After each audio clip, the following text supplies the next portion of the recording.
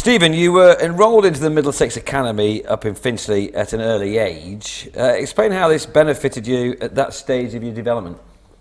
I think I was almost grabbed straight from Hertfordshire cricket. I played minor counties cricket until I was 14, and then got enrolled onto the Middlesex Academy on its first one in 2003, I think it was. So I was fortunate to be given the opportunity by a first-class county. I mean, I'd grown up thinking, I wanted to be a cricketer, but didn't really know how to do it.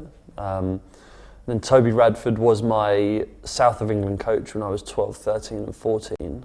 And he was the person who started up the Middlesex Academy, so he was the first academy director of the Middlesex Academy. And asked me if I wanted to come down a couple of times a week and train with Middlesex. So it was a great opportunity for me to come down and tap into the experience of some real good bowling coaches. I mean, Simon Cook, who played first-class cricket for Middlesex at the time, was the bowling coach on the academy. And Toby obviously has got a great pedigree as a coach and as a youth coach. So to be able to tap into those banks of knowledge at such a young age was really beneficial. It was a young age. You made your second 11 debut for Middlesex at just 16. How easy did you find it to take on board the pressures of being a professional cricketer at that young age? It was strange actually, because it sort of one winter, the first year I was in the academy, it went okay, but I didn't set the world alight, and it was pretty slow progress for me. But then that following winter, when I was 15 going on 16, things developed a little bit further. I bowled a little bit quicker. I was a lot more consistent. I put a lot of work into the fitness aspect of my game, trying to get myself fit and fit enough to bowl. And that winter, things went quite well. And it was at the beginning of the next summer that John Embry took me aside and said, "We're offering you a summer contract for the next 3 years," which was great. So when I finished school in July, in August, July, August, September, I was a professional cricketer. So. It didn't interrupt my studies, and it was a great thing for me to get those 3 months of the summer playing with the second team, as I did that year, and then for the next few years getting that experience, and again feeding off people who've played a lot of cricket. There were second team cricketers who played a lot of first class cricket, people who were trying to get back into the first class team, and to be able to play with those guys was great. To make a first class debut for a county like Middlesex at 16 must have been an incredible moment. Yeah, it was real special, and I got to do it with my best mate at the time, or best mate still, Billy Godderman, who's now moved to Essex. We grew up literally from the south of England stuff, is where I first met him when I was 12. And we grew up and sort of developed. He always developed at a quicker rate than me. He was an exceptional player, still is an exceptional player. But we did everything together. So he made his first class debut in the same game. So we were two 16-year-olds, two lads who'd grown up together through the academy, making our first class debuts for the county that provided everything for us at such a young age was great.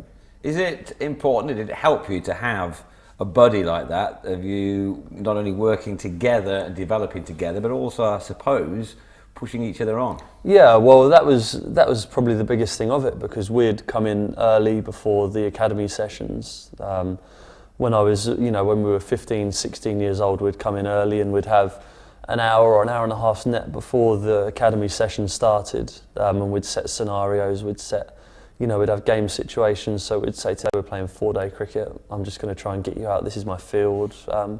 And we'd score runs, so we'd always argue about whether it was a 2 or a 4 or something like that. And that competitiveness really spurred the pair of us on, I think, to achieve what we've achieved today. Billy's played a lot of first-class cricket for Middlesex and now Essex, and I've been fortunate enough to represent my country. We'll get on to the country and playing for England shortly. What's been the proudest moment in your career for your county? I think the thing that I take most satisfaction of was this year, from a team point of view, because the team is so important when you're trying to go places. It's no good a group of individuals trying to go in that direction. You have to pull together as a team. And I've played in some pretty dysfunctional teams at Middlesex. It's been well documented that Middlesex struggled for a few years in the mid-2000s. And I was, yeah, that was when I was first starting out. So this year to have a team and for everyone to be going in the right direction and everyone pulling together was a great. It was really satisfying to see us get promoted this year. And in the 7 games that I did manage to play for us, the fact that we won 6 of those was really satisfying for me personally. You don't play that many games at the moment for Middlesex because you're playing for England. That came along extremely quickly. I mean, yeah, it happened quickly. I mean, it's something that I'd always dreamed of. You know, when I was a kid, again, when we sat in the academy sessions, when we were younger and we had meetings, and we always used to set goals, and we used to set short-term goals, medium-term goals and long-term goals, and the long-term goal was always to represent my country in Test match cricket. It's the highest honour that you can have. I'm sure that any of the other guys that you've spoken to will say that Test match cricket is the pinnacle for any international cricketer, and to become a regular in the Test side is anyone's dream, and it's still my dream to become a regular in that Test side. So yeah, you know, you have to set yourself those goals to work towards them. It happened a lot quicker than I ever thought it would. I mean, I had a half-decent 2009 season, and then that winter went away with the Lions, and opportunities sort of presented themselves. And again, it's about taking those opportunities with both hands. So I went out to Bangladesh as cover for 3 or 4 guys who I was behind in the pecking order, and got a chance in a warm-up game. And I just said to myself, you know, this could be the only opportunity that I ever get to go out there and show what I can do. So I left literally nothing in the dressing room. You know, you go out there, you just give everything you've got on the field of play, and all the work that you have done when you're younger, all the times that you push yourself, whether it be in the gym, whether it be training in the indoor academy, in the indoor school. You know, you can relate to all those times where you've been pushed. And you can, you know, you put yourself in the battle and you just give everything whilst you're out there on the pitch. What was it, do you think, that you'd done so quickly to put yourself in the minds of the England selectors? I think persistence is is a very big factor in putting yourself in people's minds. You know, you have to be persistent in the way that you bowl, the way that you train. You have to be meticulous in the way that you do it. And people notice that. You know, there's no 2 ways about it. Coaches and people, the powers that be, notice people who are meticulous about the way that they approach their game. You know, you just have to look at the England setup now, and you look at the way the fitness standards that are set, that if you're not fit enough, you won't play for England. If you're not able to, you know, if you're not able to perform for long periods of time, you're just not going to get picked for England. And the way that you do that is by working hard off the pitch. You work hard away from the game. You know, you work hard on your fitness. You make sure that you're fit enough, because it's a non-negotiable. Do you think it's an advantage to play cricket at Lords? Yes, definitely. I mean, it helps to play at a Test match ground, obviously. So you're used to those surroundings, because it can be a bit overawing when you step out there in an international game. The atmosphere is completely different to what a county game's like, but you know, you've got those familiar surroundings. So I've been lucky enough to play a lot of cricket here at Lords over the years, and to be able to walk out there in an international game and look around and feel that everything's familiar. You know, you walk out there and it's a special place, whether you're playing for your county or for your country. It's just a real special place. And as we sit here in the dressing room now, I remember coming in here when I was 15 years old, 16 years old. John Embry brought me up here for the first time, and I just, you know, the academy would train with the first team over in the nets before the game started, so we'd be net bowlers for the players. And then John Embry would say, well, any of you, you know, if you guys want to stay around for the game, and a lot of the guys would go home, but there was always a few of us who'd bring ourselves up here, and we'd sit in the dressing room whilst the guys were fielding, you know, and you'd sit here and you'd just soak everything up, and you'd say to yourself, this is something that I want to be a part of when I'm older, and the only way you can do that is through hard work. So you need that taste of it in the first place, to smell it almost as well. Yeah, you know, you smell it, and then you want more. You know, it's the sort of thing that anyone who's been to Lords will tell you. And I'm sure that lots of people who are watching this DVD have been to Lords and have seen themselves firsthand what a magical place it is from being a spectator. But when you're sat up here in the dressing room and when you're out there as a player, the feeling is, you know, it's 10 times more exaggerated. As a youngster coming through the ranks, do you lean on certain players within the dressing room for advice and help? I think we've always been lucky that Middlesex have had some real senior players. You just got to look. We've had Andrew Strauss, who's been a big part of Middlesex before he started playing for England, and even now when he comes back and plays for Middlesex, the aura that he has around him and the respect that he commands within the dressing room and within international cricket, it's just respected. So to have someone like that there, who when I was growing up played, every now and again when he wasn't playing for England, he'd come back and play for Middlesex, and to be an 18 or 19-year-old playing in a team with Andrew Strauss and Ed Smith and lots of guys like that, Chris Silverwood, who's played for England, and you just feed off those guys who've played international cricket, and you try and gain as much experience off them, and you watch how they go about their work. Chris Silverwood was one of the hardest working bowlers I've ever played with, and to have someone like that in the dressing room, when he's 32, 33 years old and he's still working his nuts off to make himself better and try and keep himself in the team and keep himself taking wickets, you look at that and you think, Christ, I've really got to work hard if I want to make anything of myself. If I want to be any good as a cricketer, you have to work 10 times harder than the next bloke. You've already mentioned that it's helped that you played for Middlesex before playing Test cricket here. Are some of your England teammates envious of the fact that you play your county cricket at Lord's? I suppose it's probably more for the dining room and the food than the cricket, I suppose. But it's a world famous place, and these honours boards here. You sit here.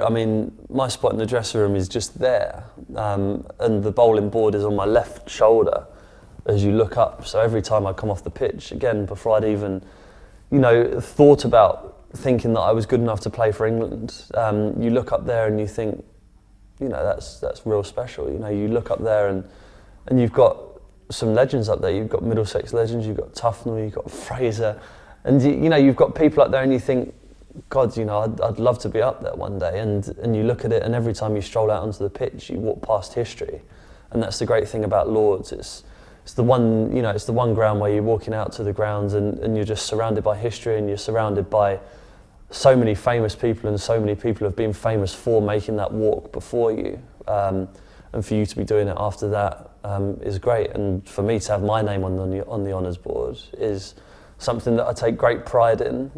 It's something that, again, once you're up there once, you're not satisfied. You want to be up there again and again. So every game that you play here at Lord's, every test match you play here at Lord's, you look up at that board and you think, I want to be up there. Does it make you feel like you are now part of the history? That's going to be up there forever. That's the thing, yeah. You are, I suppose, yeah, I am part of the history. The frustrating thing is the first test match I played here, no one's took a 10 for here since 1978, and I had 9 wickets in the game, and there were 2 wickets left to get, I think, and I didn't manage to get either of them, so I could have been the first person up on that 10 for board since 1978, but it didn't quite happen. So again, the next time I play a test match here, that's something that I'll be aiming for. What would you say the 3 most important things that any young cricketer should focus on if they want to follow in the footsteps of Stephen Finn? Sleep in a grow bag, I suppose, is the first one, if you want to get as tall as me. But it's, there's lots of things that contribute towards becoming a professional cricketer. But the thing is, you can't just set your limits at wanting to be just a professional cricketer. There's so many people that will play for the second teams, that will play but won't make it, as a regular first team cricketer or as even an international cricketer. But you can't set your standards low. You can't set yourself mediocre goals. So the first thing I would say is you have to set yourself the highest of standards and the highest of goals. And you have to say, I want to play for England. I want to play test match cricket for England, and that is my goal, and I'm not going to rest until I've achieved that goal. And that's, that sets a precedent, that you're never going to be satisfied with what you've achieved, which is a great thing it's a great attribute to have, I think, is that, you won't be happy with what you've achieved, and you always want more. The second thing I'd say is that, I've mentioned it a lot of times, the hard work away from cricket. It's all very well being a naturally gifted player, which again, I'm sure many of the people who are watching this DVD will be. You have to have that desire to train and push yourself hard outside of the cricket environment, and that's where you'll learn a lot about yourself away from the game. Those people who are prepared to to run that extra mile, the person who's prepared to lift the extra weights, whatever. Those are the people that tend to succeed, and the people that tend to be very good. And the third thing I'd say is enjoy it. You know, there's no point in playing cricket unless you enjoy it. I love cricket. I'm a cricket stiffy. I just love it. You know, everything about the game, I love, and I think that's what helps me. You know, get up every morning, and sometimes it hurts. Yes, you're going to hurt. You're going to be sore when you wake up in the morning if you're a bowler. You're going to be mentally tired if you wake up and you batted for a whole day. But it's that, desire to get up and I'm going to go and play cricket. I'm very fortunate to be a cricketer. I've set my goals. This is the time that I have to go and achieve them. And because of all this, you've become a role model for young cricketers now, who look at you as a young cricketer. How do you cope with that? Again, I think that you have to be yourself. I think that cricket, there was a stage a few years ago when I was 15, well, maybe a bit younger, 13, 14, and people were all being coached the same way. People were all being, mollycoddled, I suppose, down one route. But I think that cricket has room for individualities, or cricket needs individuals. You look at the best players in the world, they have their individual things that they do very, very well. And I don't think you can look away from the fact that, people who are the best at what they do have those individual things that no one else can do. So I think you can't, you have to be selective about what you take in. You have to be strong in terms of what people are telling you. You can't listen to everything everyone's telling you, because you can almost get too much advice. I've suffered from that in the past, where you feel bad if you say to someone, no, actually that's not for me, but you have to be strong to say, no, this is my career, this is my path that I'm going to take. Finally, Stephen, what bit of advice then would you offer to any young pace bowlers that have just joined the Middlesex youth groups that's going to help them on their way? I'd say you keep everything as simple as you possibly can. It's very easy to get complicated in the way that, you watch guys on TV, or you watch whoever, you watch Jimmy Anderson run in, Tremlett, Bresnan Broad, whoever, and you try and copy those guys. But I'd say the one thing, the worst thing you can do is try and be someone else. You have to be yourself. You have to be that individual that you are. So, whether it's, if you do come in on a big angle, then you stick, you stick to it. But again, you have to keep it simple, and you have to be sensible. It's very fine balance between the two. So definitely that. And again, it's just that the hard work. There's nothing, and I'm quite old school in the way that I think about things. There's no substitute for bowling. So any opportunity that you do get to bowl, that you go out there and you take that opportunity and you bowl. You try and bowl to batsmen. You try and bowl to as good a batsman as you can, and that's how you learn more about yourself. You're not going to learn more about yourself, hiding inside, saying, oh, maybe I'll do it tomorrow. You have to do it today, and you have to challenge yourself. And if you keep challenging yourself, then it's going to stand you in good stead in the future. Well, there's undoubtedly you are a role model to young cricketers everywhere. Thanks very much for joining us. Pleasure, thank you.